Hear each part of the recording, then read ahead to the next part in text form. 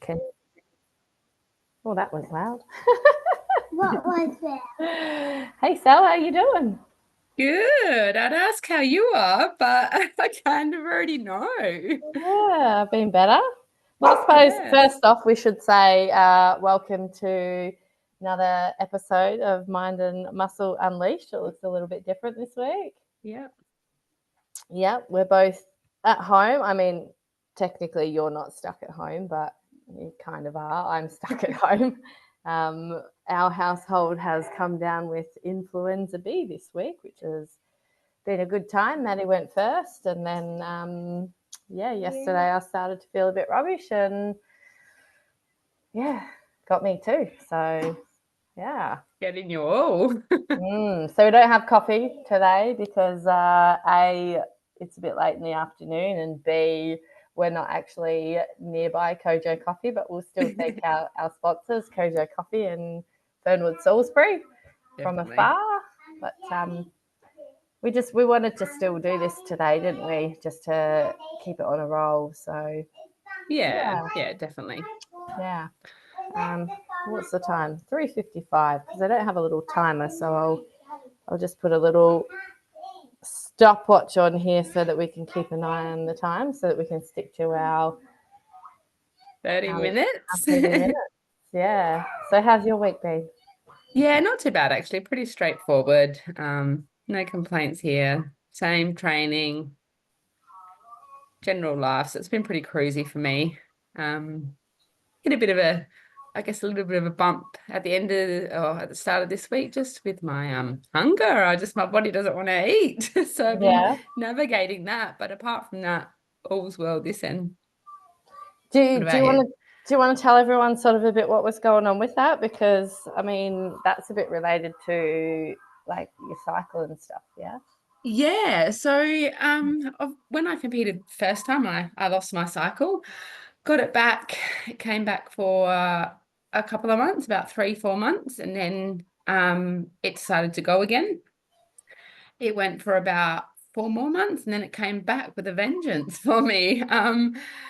And then I just got another one, and it was like 9 days early, and it's taken a bit of a toll on my body. I think it's just made me feel a bit flat, and yeah, I've just had no appetite due to it since Tuesday. So I've been managing maybe around the 600 calories a day, but Yeah. that's all I've been able to get in. So it's just those hormones, just what the body wants to do. It's just been like, nope, this is what we're going to do for the next few days. And I'm like, okay, well, this is what we're doing. So I'll just navigate it as best I can, listening to my body, I think, giving it what it wants. And when it's had enough, yeah, that's enough. So yeah. That's key, isn't it? Like you messaged me earlier today and said that you didn't have the energy to do a walk. And I think what's really, really important, and, further on to the negative self-talk stuff that we've been talking about, what's really important is being able to actually listen to your body and know the difference between like physical signs and proper fatigue and mental fatigue. Yeah, And 100%. if you can do that, I think then it's really important to make sure you give yourself that opportunity to actually rest when your body does need it. Yeah, 100%. Right? And I think that's the thing I think my body is saying, yep, it needs a little bit of a rest. It's not that I'm just like, oh, I don't feel like I can walk. Like my body's saying, no, today I want you to take it easy. So I've just listened to my body today and gave it what it needs. And in the past with because I know the answer for me, but in the past, like with how you felt about yourself when you were back in that real negative self-talk, what would you have done in that situation? Would you have let yourself take the rest or? No way. I would have, whatever it took, I would have done that walk. And today I was like, nope, I'm going to listen. My body's telling me to stop and slow down, and I'm going to do that. Because it's asking me for something. And if I'm not listening to it and I'm not giving it what it needs now, it's going to force me to give it that. So Yeah, and I've experienced that same sort of thing with like today, especially being sick. Like today was meant to be an upper body training day. Obviously, like I'm just over 2 weeks away from my first comp, so you know there's that pressure there.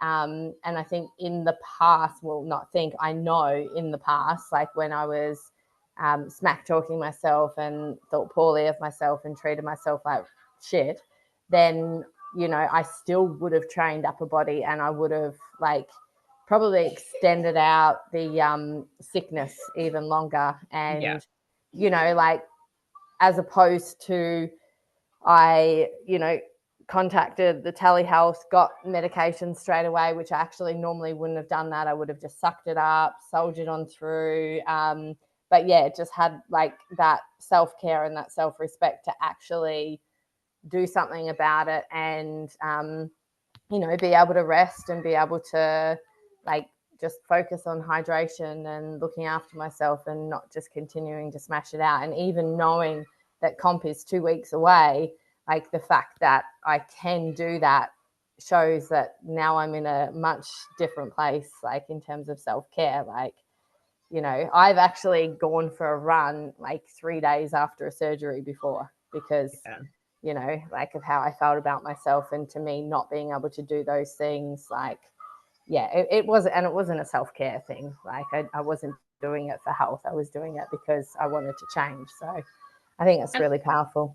Yeah, and I guess this shows our growth. Like when we can see these little changes that we are listening to our body, these are the glimmers of growth that we're seeing. And this is when you know you're starting to be able to listen and acknowledge your deeper thoughts, because you'll notice little glimmers like this where you do start to say, no, I'm going to take care of myself. So yeah. And I think it's really important, you know, again, we remind people that like even though we're in this place now, like we haven't gotten here overnight. Like it's taken a lot of years, and we've both been through that cycle where like we've smashed ourselves and, you know, not taken the rest when we knew that we should have, and not looked after ourselves. And I think because like it's exercise and whatnot, people don't see that as being as damaging as if you're going and writing yourself off on the weekend, which, trust me, like I was doing a decent amount of that too in my past. So it doesn't seem as alarming to people, but it can be just as dangerous, and it can be just as serious. Yeah, 100%. 100%. Yeah. So yeah. So if you guys take anything from that, you know, stop smack talking yourself and Look after yourself. Start looking after yourself. We did get a couple of questions through, so hopefully that's a start of. Sorry, I've got like really small ears and headphones, so if I'm constantly doing that, headphones don't fit too well on my ears. I have a next Christmas present. I have a very small head and very small ears, and yeah, headphones aren't ideal for me.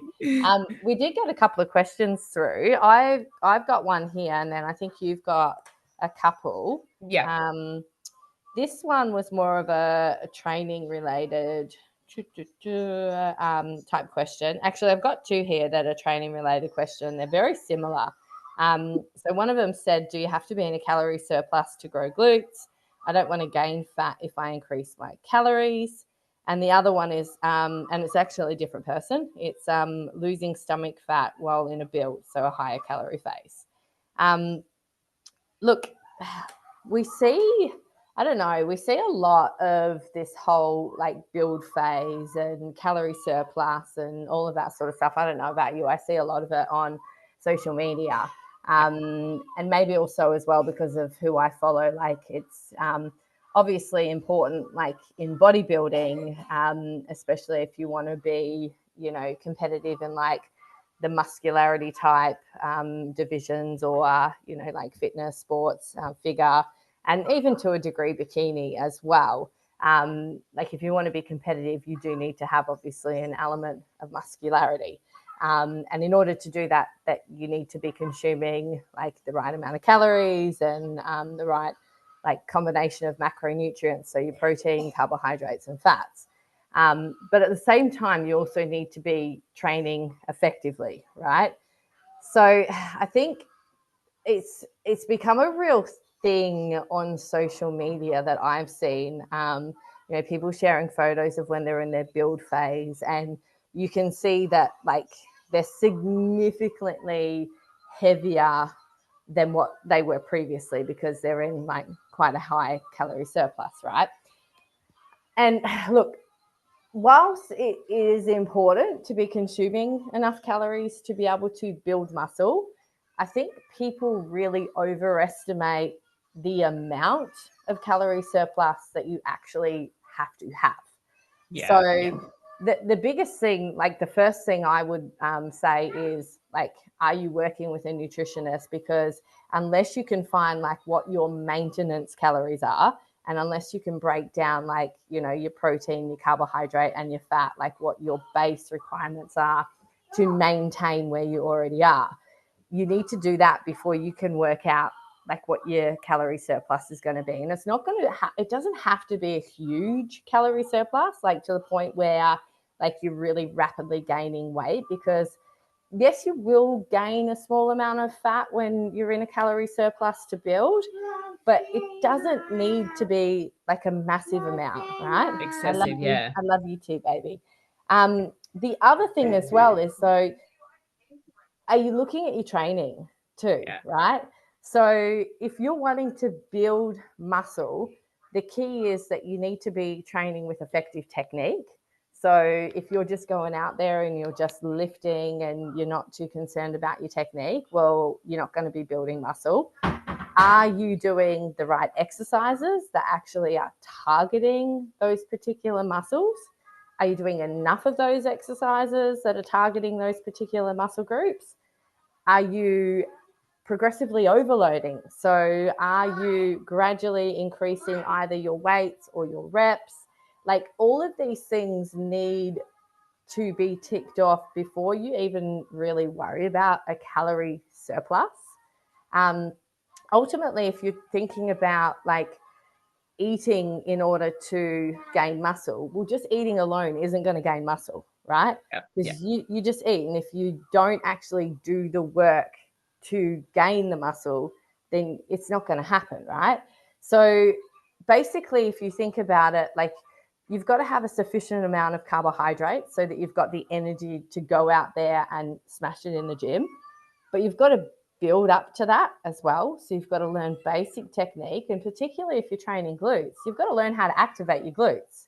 So if you're not 100%. even activating your glutes, you're sure as shit not going to grow your glutes, right? Yeah. So you need the carbohydrate for the energy to be able to do that and train like a beast. But in order to train like a beast, you've got to train like you're learning first, and you've got to learn with a proper program. And then your protein is basically for recovery and repair. But you've got to do the damage first before you recover and repair. And in a nutshell, like I'm not getting super sciencey because I like to, basically break things down so that it's easy to understand. If you think about like your fats, having the right amount of fat is about nervous system and hormone regulation, both of which are crucial for building muscle as well, right? So no, you don't have to gain a massive amount of fat if you're in a build phase. In fact, the focus isn't on gaining fat, it's on building muscle. So my recommendation to this person who's asking, and any of you guys out there, is make sure that you've got a sound and solid training program. Make sure that your technique is like spot on, and make sure you're doing the right exercises, make sure you're activating properly, and work with someone so that you know what your base maintenance macronutrients and calories are, and then start tweaking it from there. So, and the same thing, like with stomach fat as well, like you can't choose where your body's going to store it. You can't choose where your body's going to take it from. But if you're not going super excessive with your calorie surplus, then you're not going to worry about it, right? And then the more muscle that you build, the faster your metabolism is going to be. Then you're adding cardio, it's not that big a deal. So that's my answer to that. And like for you, Sal, in terms of your training, what's been your experience? Because you're in a build at the moment, right? Yeah, definitely. I'm in a build at the moment, and I actually don't think like I haven't gained any fat. So but it's about I'm more knowledgeable now, definitely around making sure that I'm, engaging that mind and muscle connection and understanding the progressive overload. So that was something in the past that I kind of was stumbled with. I thought, I'll lift heavier, it's going to work better. But it's really not about that. It's about making sure, each time I do my workout. So say today I did full body. Next week I'll try for one more rep on everything, just that one rep. And each week at a minimum, just try to get that one extra rep, because then you're moving forward. It's not about going up 5 kilos every time or getting 10 extra reps. Focus on those little things, because those little increments work out to be the big results in the end. And has there been times where you've had someone, i.e. coach, come along and say, hey, Sal, can we just tweak this a little bit? And what's happened to your weight? 100%. And, like I've gone up, and I think it happens, you kind of get used to doing that exercise and then you just get a bit sloppy with it. But I have definitely noticed, like having you as my coach and you telling me those little pointers, it definitely has made a difference. Like I've actually dropped my weight in some things, but my form has been a lot better, and I can feel the exercise a lot more. And I've noticed the difference in doing that exercise. So yeah, it's definitely, form is absolutely crucial. Yeah. So hopefully that answers that person's question. I don't know if you noticed, I was just filling up a water bottle for a child just then. I can hear And George, I'm just fighting my child right here. She can sit on your lap. This is life, hey. This is it is. I'm actually allowing mine to some screen time. So me too, but she don't want it. Yeah. It's exciting being part of this. Did you had a couple of questions there? Yeah, I do. Let me grab them up. Hi, Lacey Bear. So the first one I had was, I want to go to the gym, but my little one isn't happy to settle in the creche. I've tried a few times, but end up going home. How can I deal with the mum guilt? This is one of my favorite questions, actually. Look, I've experienced this. So first thing I want to say is, it's completely normal to feel mum guilt when we start taking care of ourselves. Everyone gets it. And especially if you've got a little one who's unsettled, you're going to have more of that mum guilt. But for sure. Yeah. But the thing is, you got to remember, it's important to look after your own physical and mental health so that you can be the best version of yourself for your little one. And there's things you can do to manage that, like try frame that mum guilt into a positive. So I know your little one's probably little, but you're teaching your little one that self-care matters, and it's okay to have time for yourself. So your little one is going to grow up knowing that that's something important they have to do for their self. And that's such a big thing. And I guess it's about mum guilt. Mum guilt's loud. It's very loud. So loud. But it doesn't always tell the truth. And that's my thing, is mum guilt will always be loud, but it won't always tell you the truth. So this is where we really have to dig deep and ask ourselves, is this really something I should be feeling guilty for? I have been through the process of Lacey going to creche, and I'm telling you, those creche girls are amazing. If you just talk to them, have a chat to them, they will give you all the support they can. But it's about, I guess, understanding that you're doing this for a deeper reason, for yourself, for your own physical and mental health. And that's just as important, so you can be the best you can be. The other thing that I would say as well, like in the question, did they say they've just been a few times? Yeah, they've been a few times. See, that's the other thing as well. Like, That's we it, also Elizabeth. need to stop and remember that this is all new to them as well. Like, for me, like, my kids basically have grown up at the gym. You know, like Madison was in a capsule before her due date underneath like the reception counter. But like for a lot of mums, like that's not, you know, they have to wait until their 6-week vaccinations, or then maybe they go through that mum guilt in those early stages and it takes them till, you know, maybe they're 2 or 3 before they start like, you know, looking after themselves again and prioritizing themselves. And the ultimate thing is like it's a new environment with new people that they don't know. And if you're then like just, I don't want to say shoving them in there, if you're just putting them in there and just expecting them to just go, oh, okay, this is fine, like it's a little bit unrealistic. Yeah. And, you know, for me, I remember when Madison was born, and like we had all the like COVID lockdowns and stuff like that. And I wanted to exercise. And even now, like when, you know, I'm maybe stuck at home or like public holidays or whatever, and I just want to do a training session, like it's really easy to get just so fixated on the training session and think if you don't get it exactly how it's supposed to be, then like you failed or whatever. But ultimately, like what I would say is the first, like however many times you take your little one in there, just go in there and play with them. Yeah. And like basically think about just going and doing like 10 minutes on the treadmill and then Yeah. going home so that, you know, they can start to actually get used to the environment.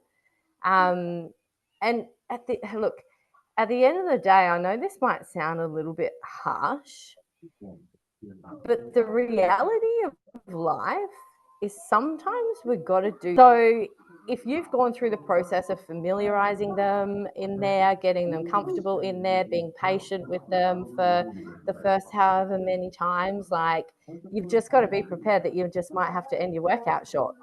And, you know, it's fine because tomorrow's another day and it's a process to get them used to it.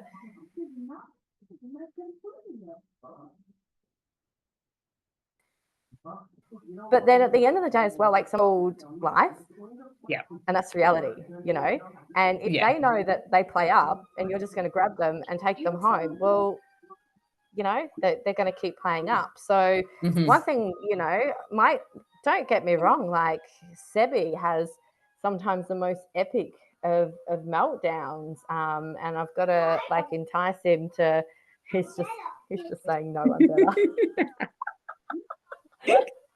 You're better, are you? Yeah. Yeah. No, I'm better. Oh, Sammy. Yeah, the reality is sometimes we've got to do shit that we don't want to do as grown-ups. And, you know, Yeah. as you say, we're modeling future. We're modeling self-care. We're modeling that this stuff's important. And, you know, like, yeah, I think that's crucial. Yeah, and you made a really good point about, spending time in there with them. I did that when Lace started, and it definitely does help. It definitely does help. So yeah, and it's just a workout as well. Yeah. You know, like if for some reason you have to cut it short and you have to go home, so be it. Like I think, yes, it's important to exercise and yes, it's important for your self-care, but like at the end of the day, it's only exercise. And I think, like, you go. I think, like you said, even, you know, understanding, even if you got half it in, that's better than what you would have got. Like progress isn't going to happen all in one hit, like we keep saying with everything. It's those little steps in every scenario. It's not one workout that matters. Yeah. Like, and so missing one workout or cutting one workout short doesn't matter. Like, yeah. Because if you just give up and then you stop coming in because your little one doesn't want to go in creche, then there's no workouts. Yeah, 100%. Or half a workout or a quarter of a workout for a couple of goes, and then you end up getting a full workout. And then maybe as a once off, you don't get your workout, or, you know, like, 100%. Just exercise. Yeah. Something's better than nothing. That's right. Yeah. I did have another one as well. Do you know we're like nearly 24 minutes? This is crazy. It goes so quick. So this one is, I heard that you have a coach. Aren't you a qualified PT? And why do you need a coach? This one's for you. Ouch. That sounds like it's got a little bit of sting to it. No, I won't take offense. I won't. Yes, I am a qualified PT. Well, for me, like having a coach, like is there's so many aspects to it. Like the for me, having a coach in what I'm doing, like bodybuilding, I don't have the expertise in, well, I'm getting there, but I don't have the expertise in bodybuilding. So I'm learning a lot from my coach.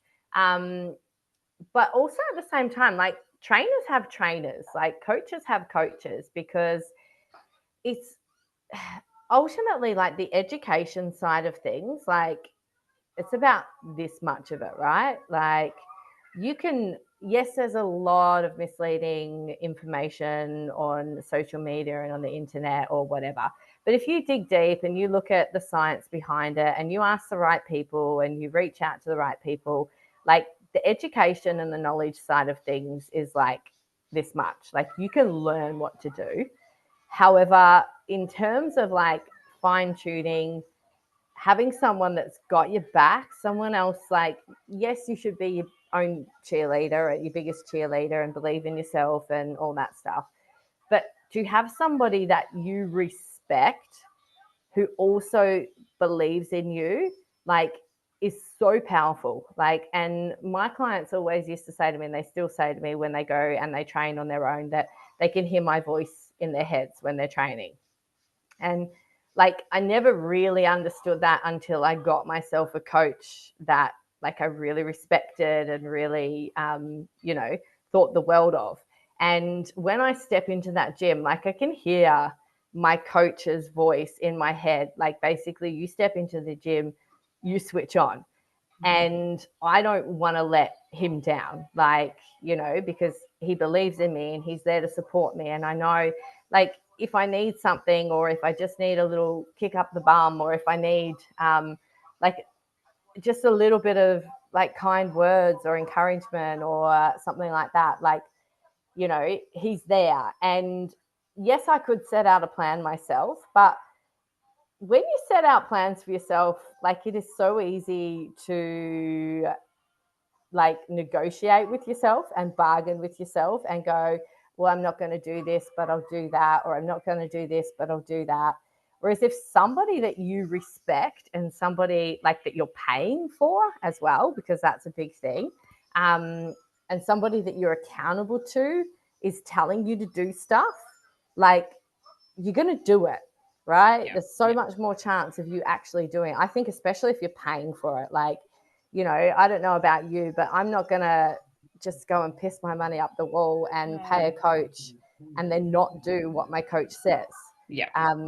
So yeah, I know how to exercise. I know how to progressively overload. I know like all of that stuff, but having somebody A in my corner and B that I'm accountable to, and C who can just, sometimes pump me up when I need it, because I need it too, right? Like, Yeah.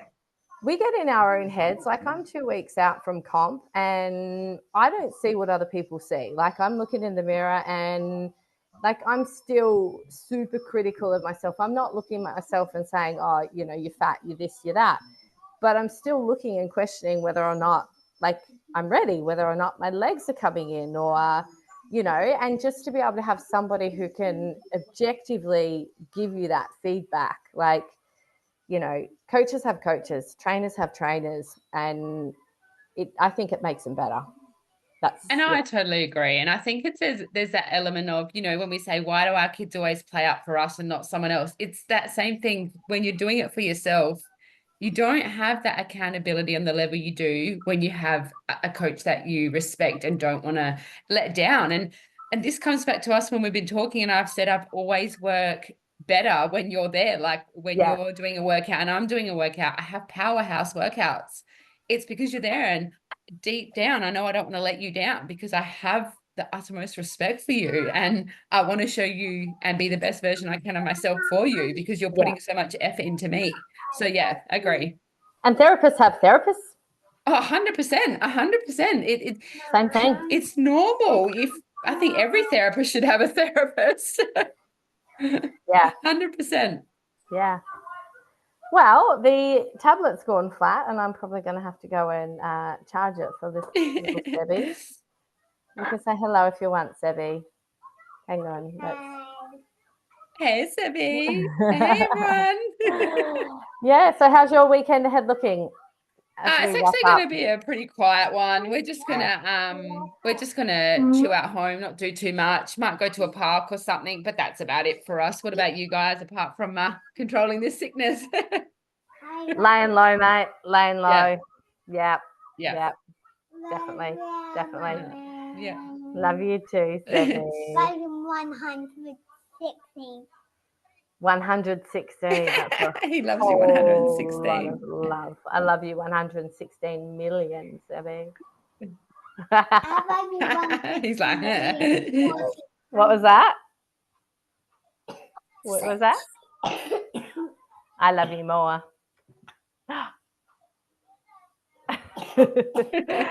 All right. Well, thanks everyone for listening. And, thanks, guys. Thanks for your questions. That was actually quite fun answering. Yeah, it was. Yeah. And have a good Easter, everyone. Yeah, you too. Everyone, have a good Easter. Thank you so much for supporting us. And if you can share and subscribe, we would love that. Have a good one. Awesome. See you later, guys. Bye. Bye. Let me stop recording.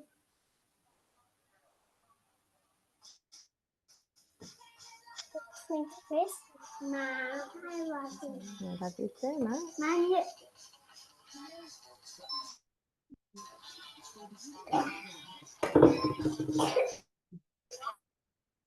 Mom, I have you 116, 400, 16, 400. What's happening?